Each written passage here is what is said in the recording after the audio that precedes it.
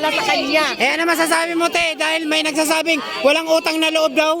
Sila ang walang utang na loob. 2016, binigyan sila ng mga Marcos ng pera. Paano sila makatakbo hanggang Davao lang sila?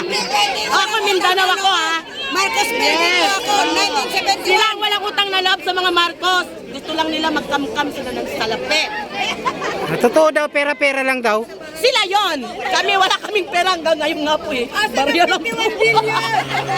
ang explain niya kung saan niya dinala yung confidential fund, yun lang. Mensahe natin sa mga... Dahil sa mga Duterte. Ano pang mensahe San? Sa mga kababayan natin na hindi naniniwala sa ating Pangulo. Okay. Ito lang po kasi yan, no? Kung kayo ay Pilipino, wag po kayo puro koda ng koda. Dapat po sumunod tayo. Kung ano po yung inaano ng ating presidente, sundin natin. Di ba? Kasi nga, ang bagong Pilipinas ay dapat masunod. Sumusunod kung ano yung batas, kung ano yung ano niya. Hindi yung tayo ay ganito, ganyan ang bigas. Bakit? Kailan po naging 29 kilos ang bigas? Kay Cory pa lang wala ng 29 kilos ang bigas di ba? Oo, di ba? Bagong Pilipinas, bagong buhay, bago lahat. Kaya wag na po silang koda ng koda. Sumunod na lang po sila, suportahan po nila kung anong programa ng gobyerno para po ang bansang Pilipinas ay gaganda.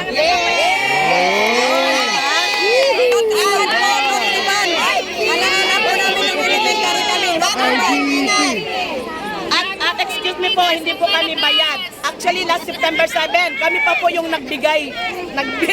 Bawat isa, 500, tama?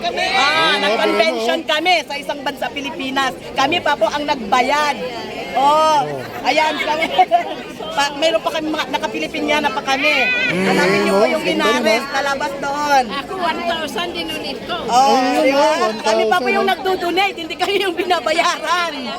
Mas magaling daw si Duterte. Sabi dito, mas magaling daw si Duterte.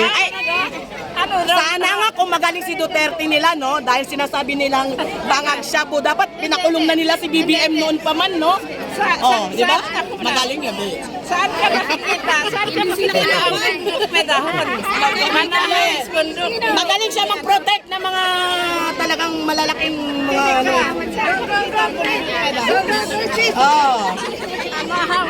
Wala pong hindi po siya magaling kasi kung magaling siya, wala na sanang napapatay lang naman nila yung mga mahihirap eh. Sabi dito, papasukin daw ang ICC. Dapat! Papasukin daw ang ICC, sabi rito. Dapat lang! Bakit po? Dapat lang para po yung mga naging kanilang biktima, mananagot sila. Ayun na kababayan, taga Mindanao din ako, no, pero marami nagmamahal din sa kanya. Pero doon, kung talagang mahal nyo ang bansang Pilipinas, dapat fair. Hindi yung puro batikos, fair lang. Huwag babatikos, huwag kayo koda ng koda. Kung wala ka lang din na ambag, tama na yung ambag nyo, tax niyo, tama. Nagtatax din naman kami di ba? May trabaho tayo, nagtatax tayo, pero kung wala tayong may ambag, sumunod na lang tayo. Di ba? Para ang gandang ang bansang Pilipinas, gaganda. Diba?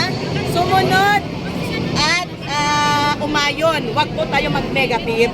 Kung mahalin nyo ang Pilipinas, sumunod. Huwag mag-negative. Ayan, so bigyan nyo ng mensahe yung mga negative people na bumabatigo sa ating mahal na Pangulong Bongbong Marcos. Yun po, yun na nga po minsan nga po sa mga comments, sinabihan pa nga po na user daw ako kasi ang ganda-ganda po ng post, ang ganda-ganda po ng post. Ang sabi ko, keep safe, first family, we love you, from isang bansa Pilipino. Alam mo ang sagot sa akin, che, ano ganun ganyan. Di ngayon, sino ngayon ang bangag? Di ba? Ang ganda ng mensahe, ang ganda ng post, tapos silang mag-comment ng ganun. Sila yung bangag, di ba? Hindi, para sa akin, mahalan na lang tayo. Magkaisa tayo. Magkaisa. Kung mahal yung bansa. Huwag na tayo magbatikusan. Duterte pa rin daw, nakalagay dito. Wala Duterte. kami pakialam. Kung Duterte kayo, Marcos kami. Wala kami pakialam po. Sige, go. Choice Sino niyo ba po yun? yan. Duterte pa rin? Choice niyo po rin yan. Kasi tingnan niyo po kung ang daming maganda pa, Andun pa po, marami. Ang dami pa. Hindi kayo. Mga bangag din daw, mga bangag. Wow, ang gaganda namin, bangag. Oh my God. Sir Marlon, one movement. Bangag daw ang Marcos Layanis. Kayo ang bangag. Yung mga nagsalita ng bangag, hindi nag-iisip. Basta na lang koda ng koda. Di ba? Dapat connect your tongue to your mind. So, kayo yung bangag. Yung mga nagsasabing bangag, kayo yun. Ayan, mensahe sa mga bangag. Oh, mensahe sa mga bangag dyan. Love namin si BBM. Yo! Bangag kami sa pagmamahal sa mga Marcos. Ayun. Adik daw, adik. Yes! Adik kami sa pagmamahal sa bansang Pilipinas. Adik kami sa pagmamahal sa mga Marcos. Grabe, ano pa? Ayun. Duterte forever daw, oh. I don't care. Marcos forever din kami. Grabe naman yung mga We don't care. Di ba? We don't care. Ano pa? Sige, ano pa? Sige. Oh, ano pa? Comment daw kayo dyan. Ano? Duterte forever. Marcos forever kami. Dami namin, oh. Oh, may nagsabi naman dito, impeach daw Sara Duterte. Yes! Impeach na Duterte! Oo, di ba? Kung ano yung gusto nila, pero dapat magmahalan lang. Walang magpatuhan. Oo, magmahalan, magrespetuhan. Ngayon, kung sinabi nilang Duterte forever, choice nyo yan po, respetuhin namin. Pero wag na wag nyo kami sabihan bangag dahil ang pagmamahal namin kay BBM sa mga Marcos is bangag nga talaga. Kahit wala pa kaming almusal, nandito na kami. Eh, bangag talaga kami. Sa pagmamahal sa ating bayan, sa mga Marcos. Ayun, galing ni ate. Thank you. Maraming salamat, ha. Sang bansa Pilipino! Ayun. Thank you. Sampal. Thank you so much. Ayan, ha. Grabe si ate, ha. Thank you. Napaka... Ano talaga, oh. Hanap pa tayo rito, pre. Hanap pa tayo.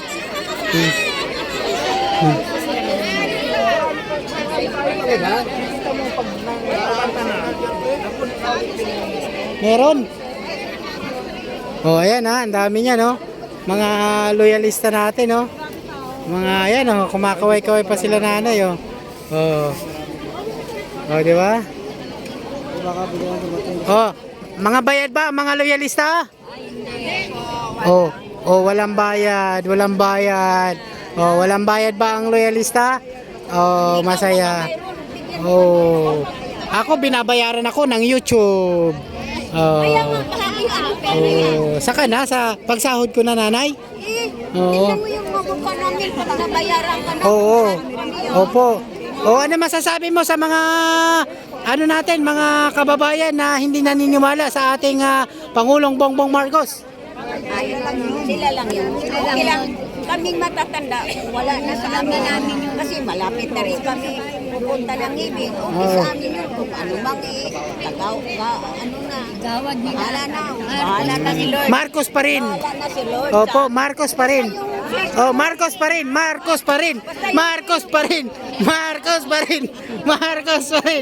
kami sa kanya. Oh, loyalist. Marcos pa rin. Oh. Mga walang kain pa yan, ha? Oh. Di ba? Mga kababayan, ha? Oh, ang dami yan, no?